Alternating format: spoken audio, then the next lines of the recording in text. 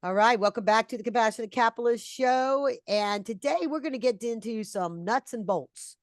And I call them nuts and bolts because this is the kind of stuff that, um, for those that have a direct to consumer model, this is really, really critical. Knowing the stuff we're going to talk about today is really, really critical to your growth and profitable growth and steady growth and predictable growth. There's a, and now that and it's something for the investors that are listening. If you're invested in a company that has a B2C model that they're doing, whether they're consumer product, a software service, whatever it might be, they need to understand the fundamentals that we're talking about. And I hope that I've been vague enough so that you're still listening because you're curious. And so that I'll get past my 30 seconds that counts on the stats for podcasts. I just revealed a secret there for you. So anyway, we're going to talk about sales funnels, attracting your target, your right customer that has the most likely intention to buy, and how you get them to pay attention, to click your link, to get into your funnel and convert into being a customer. That is the revenue 101, right? And no business grows and succeeds, and it's always about what that outcome, that future is going to be. But if you don't know how to do that, and I just finished having a client that was selling a software service product to consumers. I had no idea how to do any digital marketing. I kept trying to explain what they needed to build and how to do that. They need to have these fundamental things and like an opt-in box on their website. And they didn't, it was all, yeah, and now that I know my guests, they could hire my guests to fix it all for them. So my guest today is Taylor Frame from Focus Funnels, is his company. Taylor helps people start and scale successful e-com businesses through growth strategies. He's consulted over 400 companies with his team and has managed, now here's a big number, 300 million in performance ad spend across a variety of niches that has driving to $1 billion in tracked revenue. That's good guidance and good return on investment. He's a great speaker, talking about all of these things about ideal customers, right? Because it makes no everybody that does anything smart with advertising, when you think about, I analyze ads that I see on TV and think about who are they targeting with that ad, because everything with the words you use, the images you use, it's all to resonate to your target market of who you think is your customer avatar for that, right? And then, just the overall marketing strategy and figuring out what is the best platform. So Taylor co-founded Focus Funnels. It's an e-commerce growth shop that I, talked about. It's really, he's got 100 brands have gone to a consistent six-figure months, finding creative solutions for what he calls bootstrap founders. And for us in the venture world, that just means, and his definition is companies that don't have venture capital. They're growing it off of revenue. And in some cases, it means that the money they spend to get their next sale has to be even smarter, because they don't have playpen money.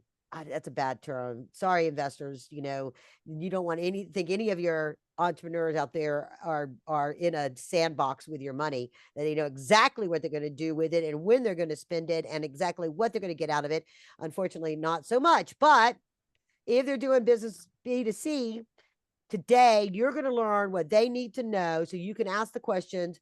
Are you doing whatever to attract your customers when they come? If you're one of those investors that's early on and you want to know your kind of friends and family, and they're using the money to kind of get to do a campaign to go and launch something, you want to know that they've dialed in on some of the things that we're going to talk about today. So with that, welcome to the Compassionate Capitalist Show, Taylor. Thank you so much for joining me today. Really appreciate it, Karen, and thank you so much for the kind words. Excited to dive in and really add some value to your audience. Very good. So first I had to ask, okay, how did you go from Adobe to Yext, and I actually remember Yext. I was like, hadn't ever thought of Yext until I read it on your LinkedIn profile. I think that's who I mean, it sounded like, but it's not Yelp, but it sounds like Yelp, but anyway. Yeah. And Yeah. then So to I, B2C, like where you are now, that's not a clear line of sight path. So tell us how you got to be this expert and running this incredible business that you have. yeah, thank you so much. So I started my career in software sales. So I worked at Adobe to start out with. I started out in their marketing team.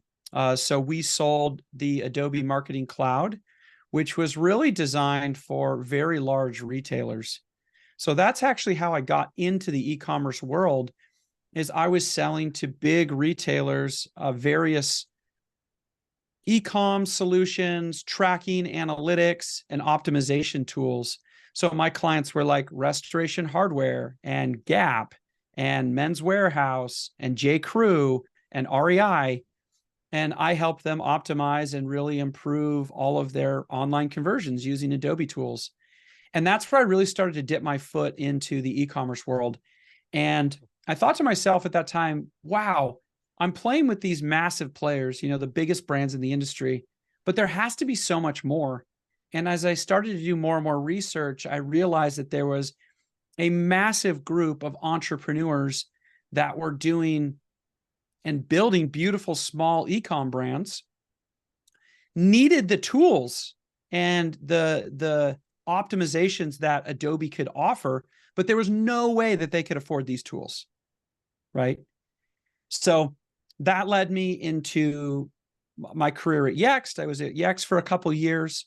Once again, still in e-com and a little bit more local marketing, but still very focused on pay-per-click, focused on ads funnels, focused on e-com.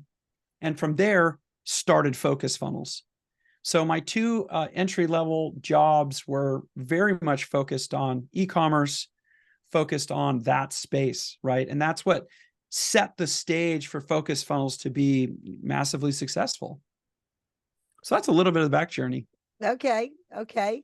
So, I mean, so the thing about um, creating a marketing and advertising strategy that does the funnel is that, and I guess that's the reason why people hire you as the expert, because if you're trying to sell your product, then it's so hard to get the time to try to figure this stuff out, and it's constantly changing.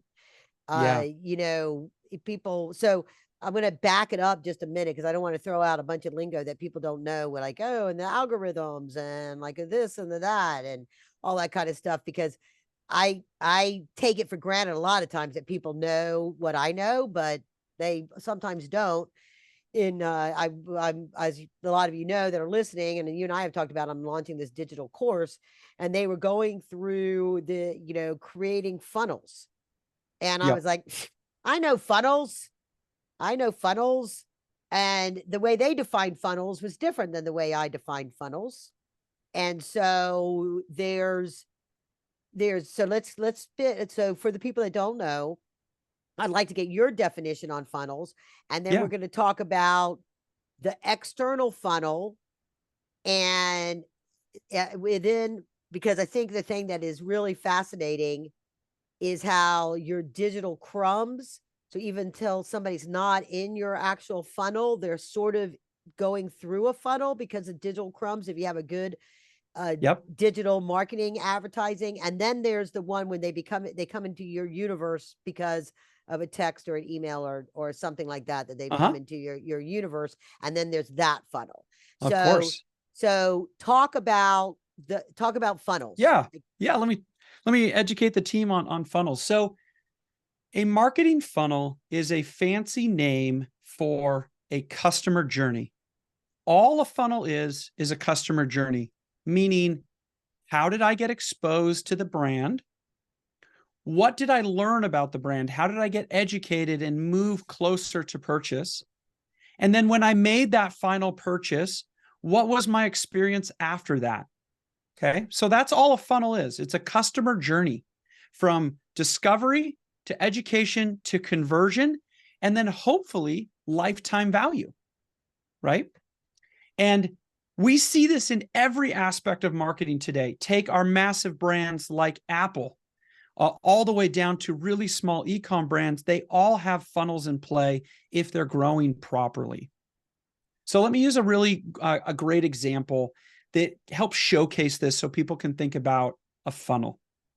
Let's say, for example, you're on Facebook and Instagram, you're scrolling through and you see one of your friends call out a dress that you absolutely love.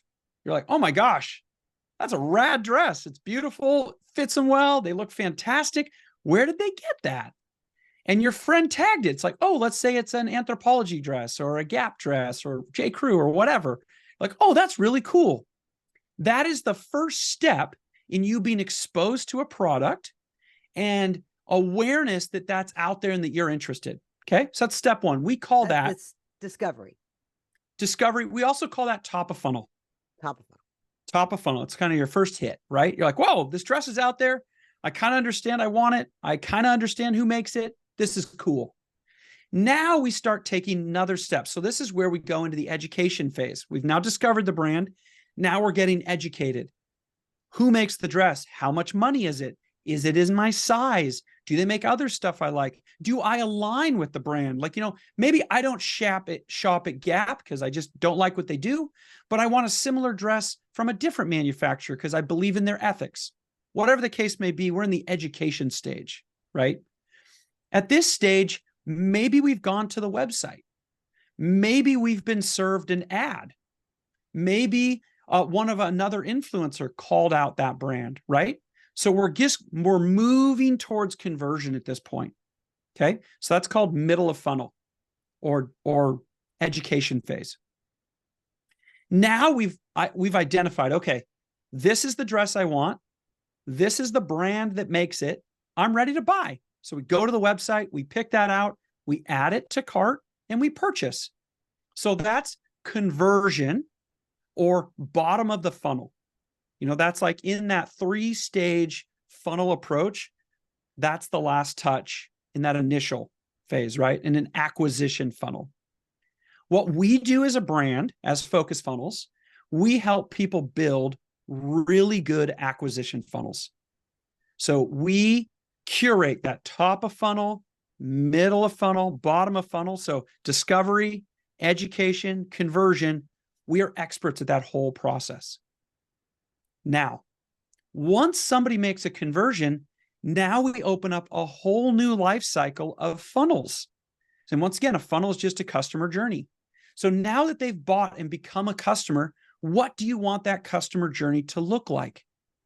So now is an opportunity to continue to educate them, to continue to cross-sell and upsell them on your other offers, and to make them a really loyal fan so that then they post on Facebook and Instagram, them wearing the dress, and now the whole process starts over again.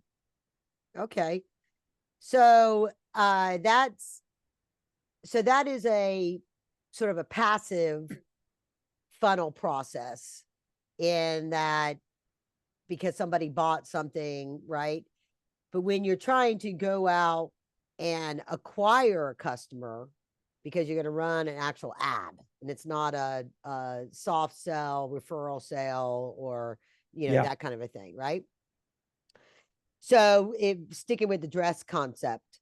So when it comes to digital crumbs, now anybody that's done Facebook ads, and that stuff, they usually have things like my own group and people that are like my group on the things that they click on, and you have all these things that you can like target, but do they have something as granular as, red dresses? So you're talking about two different things here. The first thing you're talking about is audience. Okay. So let's say we're a dress company. We can start to curate some audiences based on the type of dresses we sell. Let's say, for example, we sell wedding dresses. That's a very unique niche. And we want to target people that are in the process of planning weddings, or we want to target people that are wedding planners, or we want to target mother-in-laws or mothers that have kids in the age of getting married, right? So those are all different audiences that we can serve content to. And remember, the same 3 steps still apply: top of funnel, middle of funnel, bottom of funnel. Okay. So the first step at getting this dress out into the world is we first define, okay, what problem does it solve? In the example of a wedding dress, it's like, I can look fantastic on my wedding day. That's a big deal. So then we're saying, well, who is this dress designed for? Is this a $10,000 dress or is this a $250 dress? That's going to help us determine what audience we serve this to. The second stage is, once we've decided, okay, I think this is the audience that I'm going after, we then have to answer the question, why should this audience spend their money on this product? Why me? And we need to answer that in a lot of very value-based way. This dress was made in America. It has incredible manufacturing. It's going to fit you really well. It's something that can be passed down. It's like heirloom quality. Or you could say, man, this dress is designed in a really unique way. You're not going to look like all the other brides on the Instagram feed, right? So we find the value. So step 1, identify your audience. 2, why should your audience buy your product? And then you design your content and your creative answering those questions and connecting with that audience. So that's step 1 of like, how do I even start? Like, where do I begin to run an ad and create an ad funnel? That's exactly what you do. Okay. So in that case, and so then it becomes free content. You start, if somebody's doing stuff within social media, and pretty much most companies are, because that's where the people live. They, there's different kinds of businesses that might be point of sale or within your community, and that's a whole nother a physical strategy that might be, awareness based off of signs of driving by, or ads, or that are in physical ads, or they sponsor an event and Yeah. it, or you try it someplace, or you go to an expo that has the Yep. company there, and then they've come in. So in that case, they've come in almost to the point where you've had the click, right? Or they come into your store, if you Yeah. To will, buy. right? To buy. You have to, they don't buy then, you have to have a nurture program, right? That maybe Yes. that's part of the education stage, right? The middle of Yep. the funnel is nurturing them to trust the brand, trust Yes. the service provider, and things like that. So when it Yeah. comes to a comprehensive strategy, they can't just forget the physical in pursuit of the digital. And likewise, if they do have a retail presence, they can't just forget the physical in serving the digital, right? Not at all. So this 3-step strategy in the funnel applies to every single business, whether you are a brick and mortar retailer, whether you're an online only shop, whether you're a digital course provider. You have to have all 3 of these things in place. You need top of funnel. You need to be getting in front of new people. You need middle of funnel, meaning you're educating people and helping them understand why should they buy from you. And then you need bottom of funnel, where you're converting people. And that is really good product pages. That's really good sales pages. If you're a brick and mortar store, it's having maybe an associate in there that can answer questions and close that sale, right? That's that bottom of funnel. So no matter what business you're in, you need these 3 strategic pieces in a well thought out marketing funnel. And if you're an online business, that's exactly what we do. Is we come in and we build out that strategy, and we build it in a way that allows you to increase your revenue, increase your sales in a really efficient way. And the nice thing about, the digital side of things is that it's a lot easier to test and measure, the lost sale. So you can nurture them in that education stage until they work their way down into the funnel. Because, the very nature of a funnel is that there are almost always more at the top than there are at the bottom, because they come in, they see it, they think about it, but they buy someplace else, or they never buy, or Yep. whatever, right? That conversion at the end. So part of the real intelligence. And do you get involved in that part of the mid funnel stage? It says, tracking what did they click on. If they didn't click on anything in a little while, you might need to send them a nudge about something else, or offer them something, or figure it out, or repurpose it. Talk about the middle of the funnel, because that's could be where most listeners get stuck when it Yeah, comes to their conversion. They can attract,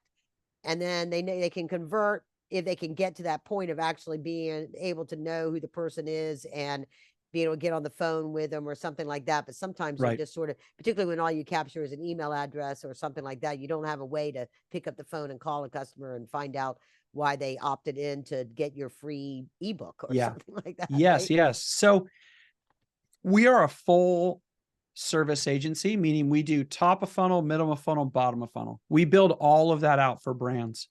Now, here's some tricks of the trade. Your top of funnel content is all about discovery and awareness. Okay.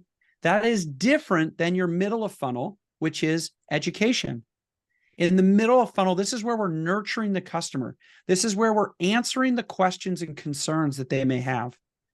So let's go back to our dress example. A couple of your concerns may be, it doesn't fit me right, or it doesn't match my body style, or it's not like well designed, meaning it's not going to hold up. It's going to go out of style really quickly, right?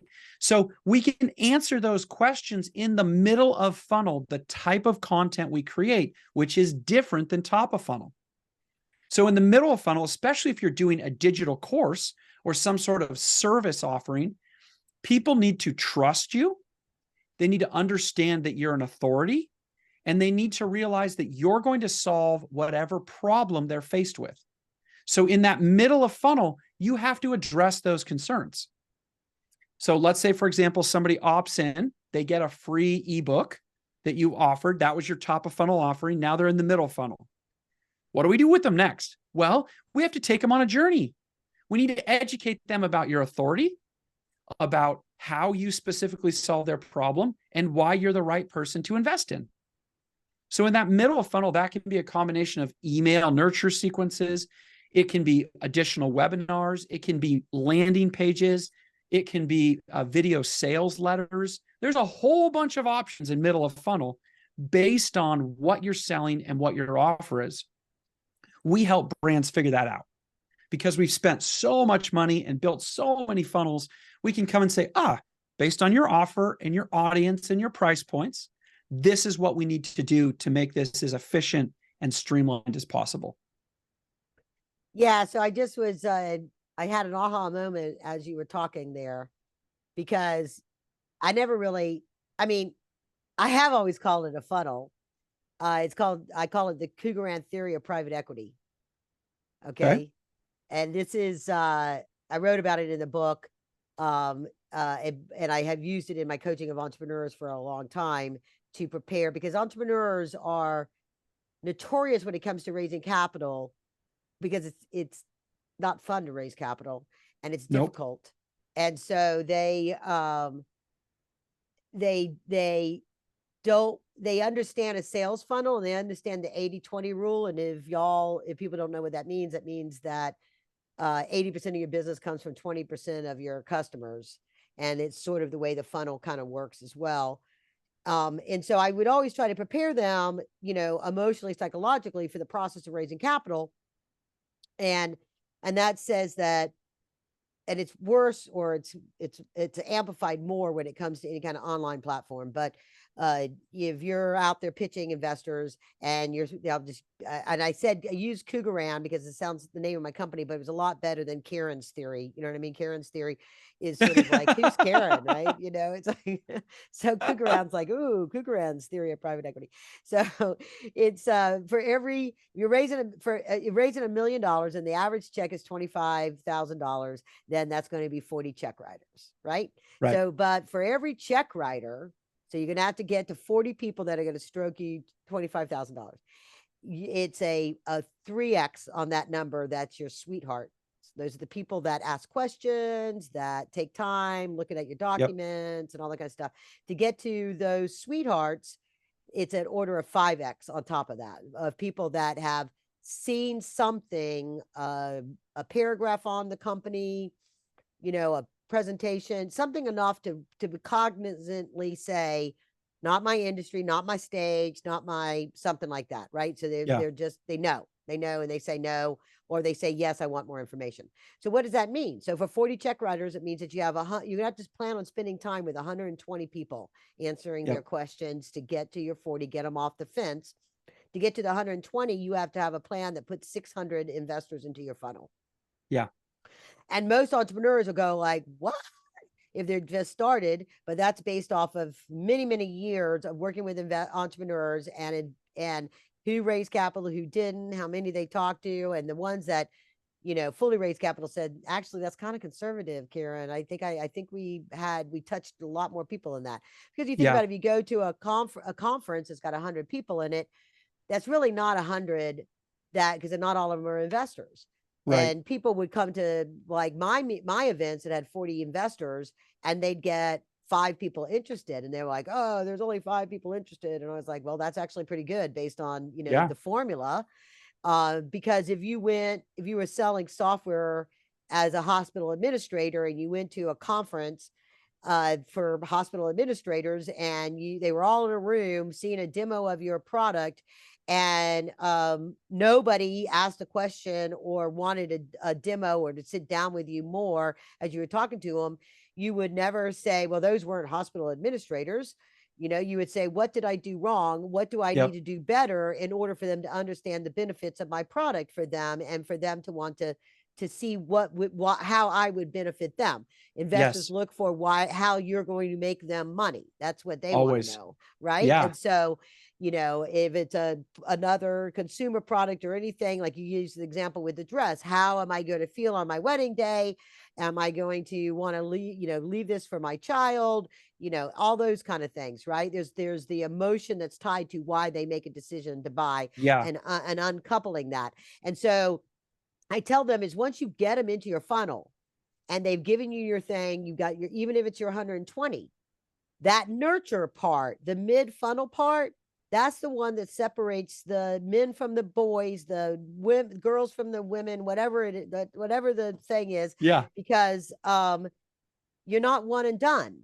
And Nope. you have to email them and say, here's our next milestone. Oh, we just got this contract, or we just raised this amount of money. Oh, we just hired this person, so that Yeah. they know you're still progressing. Because the reason why they may not make a decision to buy isn't because they don't not totally trust you. In that particular case, they may not have the money, or in the case of a Right. consumer product, their weddings next year, they're not Yep. getting that dress today, but they continue, oh, here's the new lines, oh, and here's how do you get a coffee stain out of your dress the day of your wedding? You know what I mean? You've Yeah. got Yeah. things that you're sending to them, that they know that you care about the experience, you care about this, you care about them, Yeah. and you're gaining that trust. So that trust piece of this is a big part of it, even with landing pages. And for those who don't know what Yeah. landing pages are the things you go to that aren't a website, but they're giving you something or telling you something, or you're watching a video on somebody's page that has some form of an opt-in, and you've Yep. landed on that page, and the goal is for you to give you their information, right? So And there's so some, even on the landing page, I mean, like, on the landing page, you go through this. There's discovery at the top, there's mid funnel, and then there's conversion. This is an archetypal, is that the right word? Archetypal formula for yep. success when it comes to creating sales. So, And I think, Karen, you hit on a couple things that I'd like to highlight that I think are super important. The first one is you have to know your numbers. So one of the biggest misses when we come into a brand, whether it's an e-com brand or a digital coach or something like that, we first and foremost start to identify, okay, what does your funnel look like? And what are the numbers at each one of those touch points? So how many people clicked on your ad or on your social media? That's very top of funnel. How many people actually went to the landing page or the product page? How many people added to cart? And then how many people bought? At every stage in that journey, there's going to be people that fall out. And we have to ask the question, why? Why did they fall out? And there's optimization to be done there. So the biggest mistake that most people make is they just rush into this without any idea of their numbers and what they should be hitting. So that's the first thing that we do, and we help brands fix that. Once we have some numbers, then the second thing you talked about is not giving up on people so quick. So we put very strict timelines on how soon people should buy, and a lot of times it's way too strict. Let's say, for example, rugs. Most people will buy a rug in their house once every year or maybe every 2 years. Rugs last a long time. They don't go out of style that fast. So if you're a rug company, you have to do a lot of middle of funnel. You have to be top of mind so that the minute someone decides, oh my gosh, I need to buy a rug, you're the one they think about. And there's a brand right now, Ruggable, that does an amazing job of this. Yeah. They nurture people forever, right? And so if you're trying to raise funds, or if you're trying to sell a dress, or you're trying to sell a course, your middle of funnel and bottom of funnel needs to be really, really strong. And that's where you educate and inspire and help people solve problems. Love your points there, Karen. Yeah. So let's get into figuring out what's a key indicator. People always talk about this. Investors like to talk about this, key performance indicators, but it's really something that, CEOs need to, or CMOs need to really have an idea of measuring. Can they look at that? So here's key performance indicators for companies my size, companies in my industry. Is there a sort of like a standard to start from that they would then be able to measure against, Like benchmarks? Yeah. Is what you're asking for? Yeah. So this changes at every stage of the business. So it's hard to draw some lines here. It also changes on your niche. So dresses have different benchmarks than protein. Protein has different benchmarks than beauty products or makeup. So it's very niche related. And that's why it's important to find a professional, someone that really knows this stuff. Is we can bring those benchmarks into a brand because we've spent so much money. We've done this so many times. Like, we understand those pieces. But here are 3 things that you have to look for in a funnel and you have to understand. So the first one is your cost per acquisition, meaning, what am I paying in this whole funnel to acquire a new customer?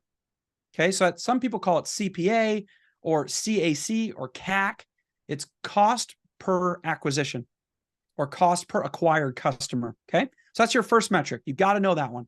Your second one is your return on ad spend, or your ROI. Some people call this ROAS, but all it means is I spent $1 on ads. How many dollars did I get back in sales? So usually most brands need to be at about a 2 ROAS, which means I spent $1 on ads and I got $2 back in sales. And this is a very general benchmark. They're going to be people like, what needs to be much higher than that? Of course, it can always be higher. But like, for most brands to start to scale, you need over a 2x ROAS or ROI. Okay, so cost per acquisition, ROI. Your next super important metric is lifetime value. Over the course of a year, how much money are people spending at your brand? If you're a wedding dress company, they're buying one product. That's very different funnel technology and archetype than if you are selling a protein powder that people are buying every 30 days.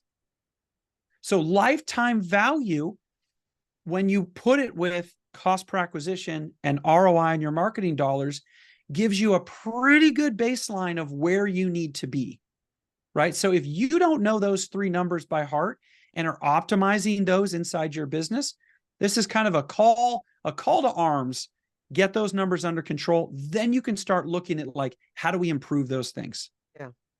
Well, and even to sort of back into those numbers, if you have, it's doing the math. Like I mentioned earlier, the company that I had been working with that was selling a software product to a consumer that was clearly needed the product. It was like a clear value proposition to their target consumer. It solved a fundamental problem that their target market was having. But their methodology, I'm sorry, I shouldn't laugh. Their methodology was trade shows, getting their things, and then they would mail them a letter. Yeah. Like snail mail. They didn't get Okay. email. They didn't put them into a nurture system. They just assumed they would like go and buy, right? Yeah, And when I got one of the investors to talk with them, and they had this big, a lot of times entrepreneurs will create this forecast that is based off of a percentage of the market. Oh, there's so many people there, and for instead sure. of how much I want to make this amount of money in year 5 or year 3 or whatever, and my widget costs $100, therefore I have to sell 10,000 widgets. And so if I'm going to sell 10,000 widgets or 100,000 widgets in year 3, how many should I be selling in year 1 to be able to build to that if Yeah. it's a reoccurring revenue stream? Because a lot of times on software it's a subscription, right? So how Yep. do I back that up now?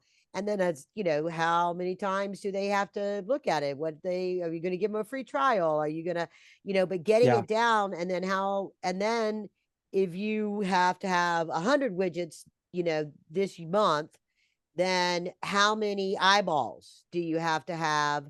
And then you build your funnel for what your outcome is based off of, and all of those things are measured, right? So you've got, talk Totally. about split testing.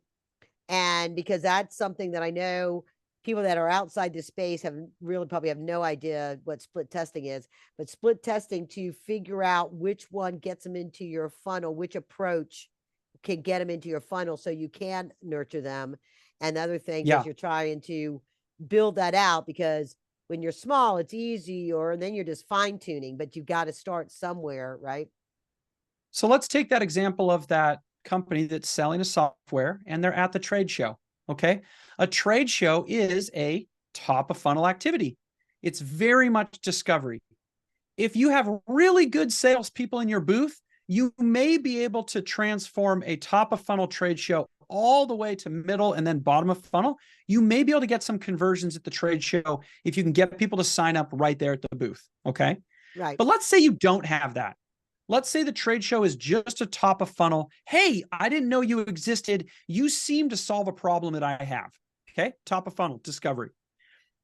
In the middle of the funnel, let's test 2 different offers. So option 1 is let's mail them something and let's see how that converts. Option 2 is let's put them into an email nurture sequence and see how that converts. That is the definition of split testing. Inside the funnel, we decide we could take this path or we could take this path. Let's test each one against each other and see what numbers come back. So this is why it's super important to understand your cost per acquisition, your lifetime value, your ROI on your marketing spend, right? Because in that split test, you may find that when you mail the letter, nobody's converting. Well, that's a really bad ROI. But when you put people into that email sequence, you have a 10% conversion ratio. Yeah. Okay, now we've got something here. We know that mailing stuff isn't working. So then we talk about email. How can we make that more efficient? So now we go into the next stage of testing, which is let's sell our software on a value sale versus a sale that's going to increase your revenue, right? They're 2 different things. One's going to cut your costs, one's going to increase your revenue. Let's try both those paths. Let's send those emails out. And you're like, oh my gosh, when we talk about increasing your revenue, we get a 20% lift. That's what our audience is really interested in. So that's just an example of looking at your funnel and then finding ways that you can improve every step along that customer journey. And this is exactly what we do for brands is we figure this out. But what's great is because we've done this so many times, when we come in, we have usually a really good idea of what's going to work off the bat. Sure. So the Oh amount of yeah. money that you would have spent trying to test it on your own, we can eliminate that. So now you're starting to iterate and move a lot faster. Well, and because your experience of having worked with 400 plus clients, more than that, I'm sure, from when this was originally done, um, you know, there is definitely, just like I said, it was an archetypal type of formula. Yeah, There are certain things that, and certain things that direct mail does work good for, but usually sure. it's coupled with a phone call on some kind of a services offering, Yep. or it's coupled with a high ticket kind of a thing, and different kind of mailers. And then when it comes to social media, right? There's Yeah. different different strokes for different folks. And some cases you just want to be a Google ad. Some cases you want to have a high social media presence. Yep. Some things may not, you can't really do tax services on TikTok. You know what I mean? You have to sort of figure out what it is that Yeah. fits for your target customer. Where is your target customer? Where are they going to be found? Where are they spending Yeah. time so that you can make them aware of who you are and that you're there, and if you're all of those kinds of things. So real quick, I want to tell everybody focusfunnels.com, FOCUSFUNNELS.com is where you get more information. Do you have some guides and some learning materials that people can learn some more? Yes. They can learn to trust you, Taylor, when they come to your Yeah, come to website. our site. I mean, we have a ton of resources and materials on there. We have case studies. We have podcast interviews as well that I've done over the last couple of years. There's a ton of information. And then if you're interested in diving in, we have a lot of different programs that we can offer. Everyone from bootstrap entrepreneurs that are just getting rolling, like you're just new to this game, all the way up to brands that are doing millions and millions of dollars a month in revenue. We can serve these people. We deeply understand this stuff. So I would love to add value to anybody that's listening. Okay. That sounds great. Anything we missed that you wanted to make sure that we added before we start to wrap up here? The last thing I'll say, Karen, just like working with you, it's like there's so much value in having someone that has experience. They can save literally thousands and thousands of dollars. And so even if you're early on in the process, get educated, meet with some people that really know what they're talking about. So you at least get the lay of the land. Sometimes an hour call with someone on my team can literally save you $40,000. And so just reaching out to pros that really understand the market and can guide you is always a good choice. Yes, absolutely. And everything, understanding why a customer would buy is the same thing as understanding why an investor would invest. And there are different types of funnels. But you do need to, we had this thing that we called a WIC statement, why an investor cares. So you had to come up with a very concise statement Yep. that would be, which is very similar to what you might put into an ad, or you might put Exactly. into something. We didn't really Yep. get into a lot into the digital crumbs, but I think it's something that people don't really understand. And I get a kick out of it. When you're researching something, and then all of a sudden you start getting ads that Uh-huh. are, and it's like I never even, and what's funny to me, where it's like stupid ads sometimes, is like if I go to, I like to buy, there's a company called Oriental Trading that you could buy, particularly when my daughter was in school, and I had to buy all the stuff for Valentine's Day, or I had to buy all this stuff, I would buy this stuff. And so I'll Yep. go and I'll look and see, what our twinkle lights cost over there or something like that. And then all of a sudden maybe I buy, and then all of a sudden I still get ads from them, because that's a digital crumb that Yeah. they know that I went there, and the systems behind says, the craziest though is when we're talking about something. And even though I don't have one of those, the eavesdroppers in my house, our phones are listening. Yep. And it's crazy where we might be talking about, oh, we need to make some more hummingbird feed up, we got to go out and make sure we put some more fresh hummingbird feeder out there. And sure enough, I'll get an ad in my phone for hummingbird feed, Yep. liquid and stuff like that. And it's like, I didn't even search for you and you knew me. And that is, point of purchase. That's the point of purchase stuff. So be aware that you can gather that information up. It's a higher level. You, Mr. Customer, out there listening, you can gather that kind of insight up and have that same level of targeting. But it can be really, really expensive, really, really expensive, if you don't have a professional helping you to know how to tailor that and use that Yep. information. And there's all kinds of things that you can do within your scope of your website, within the scope of your digital communications that help to not only track that one customer to remind them to come back, but also with their friends, right? That's where that circle Yep. reference thing that we started out with on Facebook was because somebody looks at something and likes it, and all of that. So we're all connected. That's the I bottom love it. line. And hopefully that means that you're able to buy products that you like best, that are right for you, because the computers are so smart. They tell you what products are right for you. I love it. And so anyway, I just wanted to bring that back. You got any thoughts about digital crumbs and how to purpose those in Yes, like that's a massive part of what we do is tracking. It's about audience curation. It's about attribution.